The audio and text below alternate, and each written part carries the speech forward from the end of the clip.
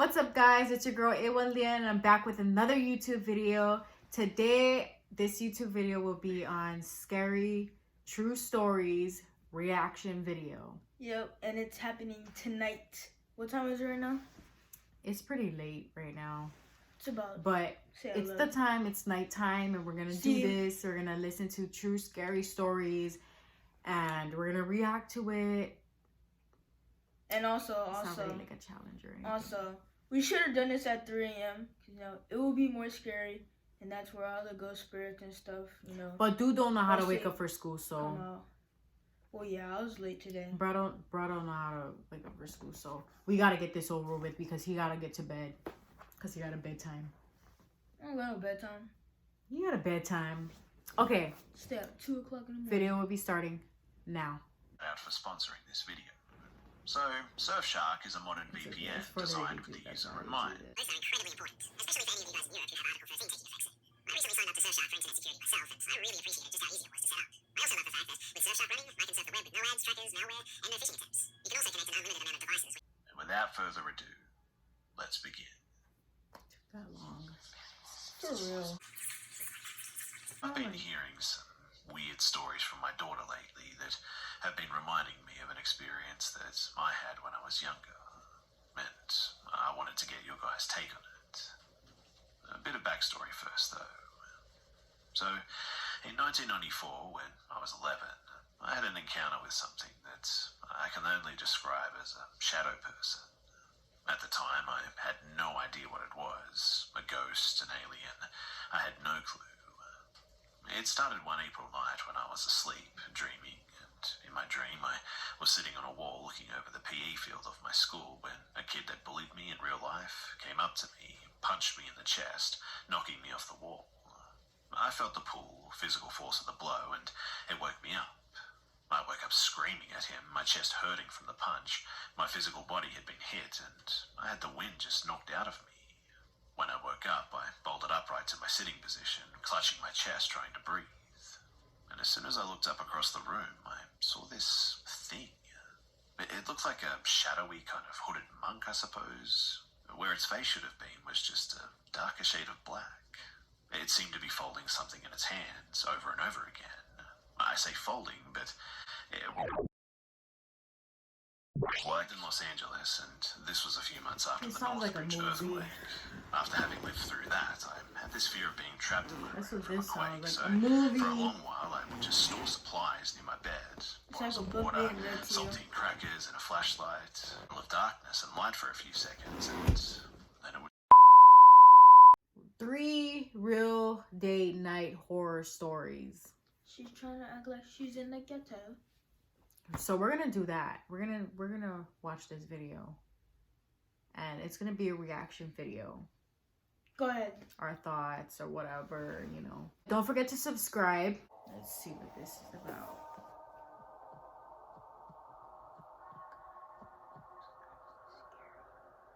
My older sister Jen is 5 years older than me, and this story also Tinder. happened 5 years ago. What? Before Jen was dating her That's a current dating boyfriend, site. she used That's a Tinder to dating meet app. few guys. That's why I don't fuck with those I remember apps. the night specifically. I don't She like told me those and our apps. other I don't sister care. Maria that I she don't was care. I meeting a don't guy care. at I a don't bar a care. few blocks down. When she got there, she sat at the bar and texted the guy to let him know where she was sitting. Under a minute passes and a man sits next to her, offering to buy her a drink. This man is significantly older than my sister, and according to her, gave off a horrible smell, had bad breath, and had a crooked front tooth. She told him no thank you right away, as she had a guy coming to meet her. The man didn't get up just yet. He kept sitting there, said he'd buy her a drink in the meantime before her date got there. Jan felt very uncomfortable and asked the man to please leave her alone. The man got up from the bar stool. Jan told us she did a side glance to see where the man had gone, and she said he sat at one of the nearby table booths. Jan texted her date about what just happened and asked him to please hurry. There wasn't a response, so she sits there a few minutes, texts again, "Where are you?"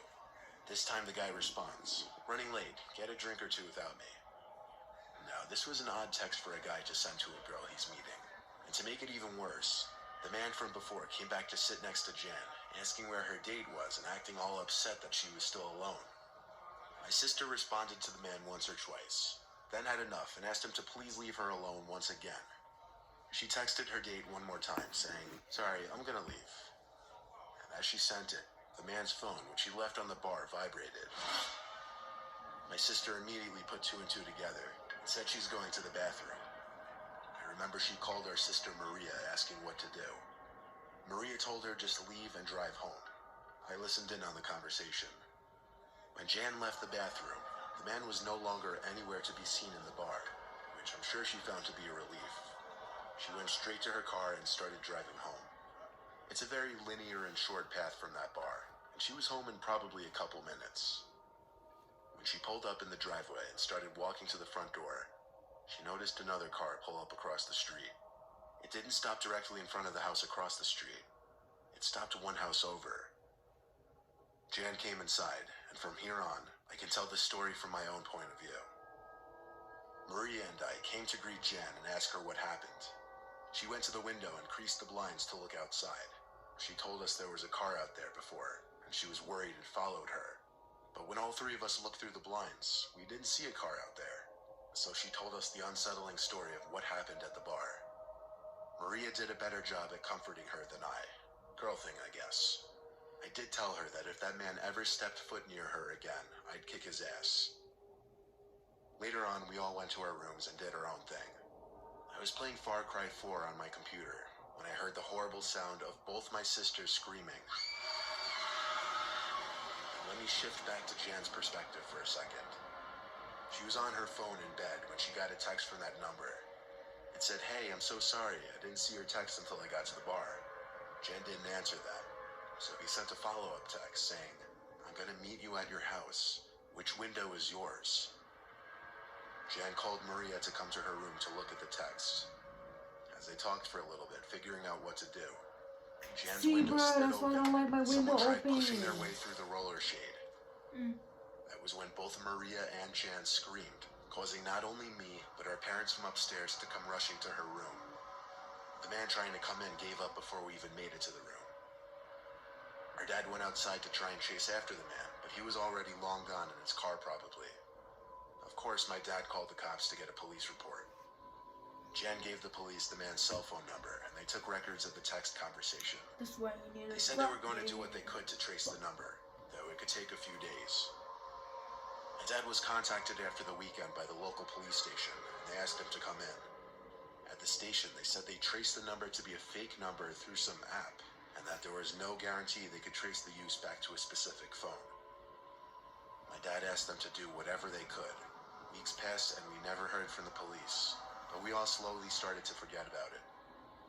You can never really understand people's motives and how they think they'll get away with some things, like climbing into a girl's window, for instance. Aaliyah. See, guys, that's why I do not like to leave my window open. I don't care if it's hot or cold. I don't I've been care. using the app Hinge Like, to meet new people in the town I just recently moved to. I matched this girl, Kate. She was about 7 years older than me. Yeah, I know, a bit of a gap. She's 30, I'm 23. It was my idea to meet her at some small restaurant in town. it's a story too. I waited in my car in the parking lot for her to pull up. For some reason, she was having trouble finding the place, and she asked me to start sharing my location with her. After doing so, she shortly after pulled up in some lemon of a car, an old beater Honda. I actually felt a sense of disappointment when I saw it was her stepping out of it. I went out to hug her hello. She said she wasn't a hugger though, so I shamefully put my arms back down. Bad start, I was thinking in my head. When we sat down at a table inside, I was able to see that she looked different from her pictures. Worse. Like, she was the girl in the pictures, sure, but it seemed as though she had her pictures doctored up to make her look better. She also looked to be older than 30. I was already not feeling this date. I Dang. couldn't just end it now. I'd have to sit through the dinner with her. When the waitress came to start us off with drinks, Kate Like, was really what do you awkward. do? Like, the way her voice suddenly Hold raised up. in volume and Like, what do you do? Like, when you stop. Like, what do you do when you have a date and they don't look nothing like their pictures and already things are kind of weird? Catfish. Like, what the fuck? Like, what do you do? Catfish. Because I would feel like, I would feel like ashamed. Like, how do you, I don't really know You know how what to I walk do? away from it. You know at what I all. do? I'd be like, hold on. Oh no, that's my girl over there. I'm sorry, ma'am. Just be like that. Nah, you know what? People's crazy nowadays. She probably like kill him. Nah. I'll probably be like, bitch, what the hell wrong with you? As she spoke to the waitress, she stuttered. She kind of rudely said she just wanted water. She turned down my offer for wine. So I went through the whole dinner with her, and in my head I was really just thinking about how excited I was to get out of there. The check came, and I waited to see if she'd make any offer to chip in for it, since I really had no plans of seeing her again. But she did not. So I paid the check, and we grabbed our coats and left. I told her I had a really nice time and whatever. Seemed she didn't really want to go home, though. I had to kind of force myself to break off because I really just wanted to go home. I said bye and got in my car. She didn't say bye back. Go She home, instead man. just walked Just to go her car. home. I drove home to my apartment, which is the lower half of someone's house. I didn't even finish hanging up my coat before the doorbell rang. I checked through the window who it could be, and it was Kate. I hadn't stopped sharing my location with her. Dang. What could she want? I hadn't forgotten anything at the restaurant, and even if I had, You she listen? could have texted me. Yeah. It was then that I realized this woman might actually be nuts. I walked away from the door and hid in the kitchen with the lights off. I got a text from Kate saying, "I know you're home." I replied, "What do you want? Why are you here?" She texted back, "Answer." I didn't answer that time. I stayed in the kitchen and waited there for a while, until she texted again saying, "I see you at the table, let me in now." She knew I was sitting there. She could see me. In a panic, I looked at all the windows, till I saw the one. It was one of the backyard windows, where I hadn't lowered the shade all the way down. And through that little opening at the bottom, I saw her eyes creeping in. Freaking out, I went to my room and stayed in there with the lights off, while I called 911 to report a trespassing. I had the call on speakerphone so I could read the insane text Kate was sending me. One of her texts said, "Nobody wants me, I'm sick of it." Another said, "You're just like the others." Then I heard the sound of glass being broken outside my room. I ran to lock my bedroom door and told the operator that she was breaking into my house. Yo, that is just like how can you not you haven't even got to know this dude at all, and you already like breaking into his place and acting really psycho. Like, this is crazy how there's people like that out here. Like, that is just crazy, and this is real shit. Shoot, if she was cute, bro, I would let her do anything. I don't even care. As long as she cute. I'll mess with her. Shut up. Got me fucked up. The woman on the line said to wait in my room and grab something to use as a weapon. She said the cops would be there shortly. Kate tried the doorknob to my room, and when it wouldn't open, started pounding angrily, yelling for me to open up. I told the 911 operator to send the cops in through This the is back, psycho. as that was how she broke Here in. comes Johnny. Luckily, this town seems to have a fast 911 response time, because cops were there in minutes. 3 cop cars, actually. I heard the cops talking with her, telling her to calm down. That was when I opened the door to see 4 cops around her, with her being already in cuffs. She was taken away and charged with breaking and entering and some other charges. I had the option to take her to civil court for damages to my property, but the time and lawyer fees would be more than the cost to just fix the window, so that's what I did. I did get a restraining order against Kate, though, who I later learned her real name was actually Pamela Castillo. What are you doing? Stop. There was something YouTube on my video. delivers your new car. No, So you you're don't have to biting your lift a finger. nails. Story number 3. How many stories are there? 3. It was my first date with a girl from an online dating website. I offered to have her over and cook for her. I'd been out of the dating scene for a Online long time dating since I sites. recently I broke don't up like with my that. girlfriend at the time. I don't like The that. woman's name The was only Amelia. thing I fuck with She was is Instagram. 26. I was 32 at the time.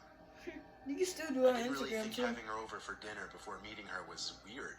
If anything, it would be more relaxed and comfortable than meeting at some bar or restaurant. I was cooking some penne alla vodka with garlic bread and wine, my favorite combo. Amelia arrived around 6:30. I welcomed her in and asked her to take a seat at one end of the kitchen table. That is too sweet. I was finishing up the food as I tried to get to know her. She wasn't as talkative as I was expecting based on her appearance. I had to lead most of the conversation. I was slightly nervous given that it was my first time having a first date in years, and it didn't help that she wasn't exactly the easiest to talk to. I served her a plate of food and a glass of wine. Then she asked something odd. She wanted me to go get a candle so that we could have a proper cheers. I had nothing else to say but to go along with it. I left the kitchen to the pantry closet in the hallway to get one of the candles and a lighter. When I came back to the kitchen, I spotted Amelia sitting back down, like very quick-like. It looked kind of sketchy. "Everything okay?" I asked. To which she replied she just had to rinse her hands. Odd, because I didn't hear the sink run. But I moved past it and lit the candle. Then we did a little cheers. I was about to take a sip of my wine when I noticed something floating in the glass. Something that wasn't in it before. It looked like a powdery substance being dissolved into the wine. I watched as she looked at me, not taking a sip of my wine. I pretended to take a sip and nervously continued conversation. I was assuming the worst, that she tried to drug me. But I couldn't just accuse her of that. What if I was wrong? I'd look crazy. We ate our food, and I cleaned up the table afterwards. She excused herself to the bathroom, which I pointed her to. She was gone for a while, but when she came back, she said she had to get going because her dog was sick. I had no problem with her leaving. I walked her out and hugged her goodbye. I went back to the glass of wine and smelt it, but it didn't smell like anything except wine. I dumped it and made sure nothing was stolen from the kitchen to the hallway to the bathroom. After cleaning, I watched TV while telling my friends that I think she tried to drug me. Then I went to sleep. Actually, I didn't sleep. I have acute insomnia, which comes on and off. And this was one night I just couldn't get shut-eye. I rolled from one side of the bed to the other for hours. And it must have been like 2:30 or something when I heard a cup fall from my kitchen. That terrified me because, well, cups are pretty stationary objects. I didn't see why or how one could have fallen from the counter. Suddenly my door opened and someone stepped inside. I didn't move. I pretended to be asleep, but with one eye half open. Someone stood in front of the doorway for a few seconds, then left the room. I waited a minute before getting up to follow and hopefully get the kitchen phone to call the police. There was a glimmer of light in the living room from the street light outside. With that, I was able to see her body in the corner of the room. Oh my gosh. She wasn't ducking, nothing. She was just idly staying in place. "Amelia," I said, afraid of what would happen next. She was standing by the knife holder. "Amelia, if you leave right now, I won't call the cops." There was this awful, chilling silence before she put something back on the counter, walked to the back door, and exited. What she put back on the counter turned out to be a knife. When she left, I locked the door first thing, of course. I think when she asked to use the bathroom, she unlocked the back door with plans of returning. This was after her plan to drug me failed. Of course, I called the police, and they took the knife for fingerprints. Based off her criminal background, police later showed up to Amelia's house and arrested her. I did not press charges.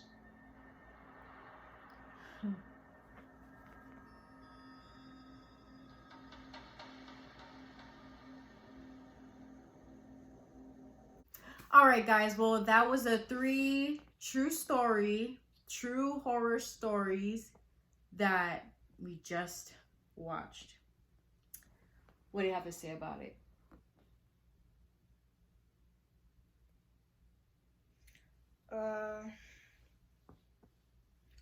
I don't know, like, kind of weird how like he was dating girls and on an app, and most of them try to break into her place, drug them. See, that's why, like, for dudes, when you invite a girl over, make sure you check everything before you even taste, touch, any of that stuff, because she might be good looking and cute and all, but you never know. Steal your stuff, necklaces, all kind of stuff, money. You should take your own advice. Because you were just saying, oh, I don't care if she's cute. I'd still go on a date with her. You know, there's actually a thing called sarcasm, and I was just doing that earlier. Alright. Well, what I think of these stories, first and foremost, I want to say everyone, I don't care if you're a male, female, you're bi, you're gay, I don't care, anything, like, I just want to say, like, be careful, because it doesn't matter if it's a female and a male. It could happen even if you're gay, like a woman could do it to another woman, a gay dude can do it to another gay dude, like, it just happens everywhere, and it's out there happening now, you know. So I just wanted to say, first and foremost, cut the dating sites, kind of like really get to know the person first. Do not go on a date with the person But that's their choice. You can't tell them what to do. It is their choice at the end of the day, but I'm saying, like, to be safe,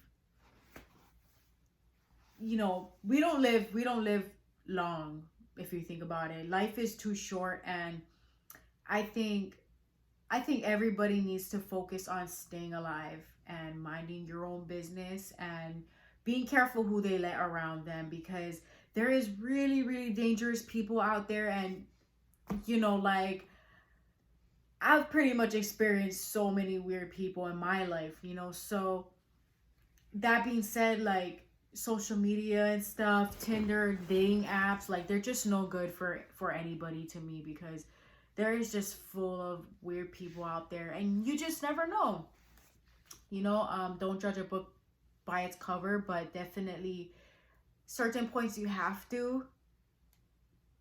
He or she might be cute, but might be really crazy. Like, guys, I have a story time where I'm not gonna share it now, but I had a time where I have been with toxic guys before. Like I'm not saying guys as in more than two. I've just dealt with like toxic dudes before. Like, the type, like, oh, he's so handsome, he's cute, but the personality is so whack. Like, I'm serious. Like, it would be more like a oh my god, he is so cute. But then once we get on the phone call, it's kind of like he's quiet. He's not really like to conversate too much, or he doesn't ask too much questions. He doesn't get into too much of the business. There's one just a quiet toxic dude, and another one could be more like a talkative, nosy type of dude, to get to know, like, where you live, where you're from, just to get personal information. And there's one dude who just don't want to know nothing, but F around with him, he'll silently kill your ass. He'll silently show up to wherever you are, you know, just weird things like that I just don't it. Like, you know, it's just not all of those things are really just not good experiences at all. So, woman, if you're a girl who, you know, you like dudes or whatever, you're just boy crazy, then you better watch out. If you got that dating site, you got that Tinder or whatever, you know, just really be careful, because there's people out there like that. You will experience some weird things happening, like weird Instagram followers, weird DMs. There's just so much things that could happen. And, you know, people find ways to find you. And, you know, so that all being said, please be careful out there, ladies and gentlemen. And yeah, what I think about those videos is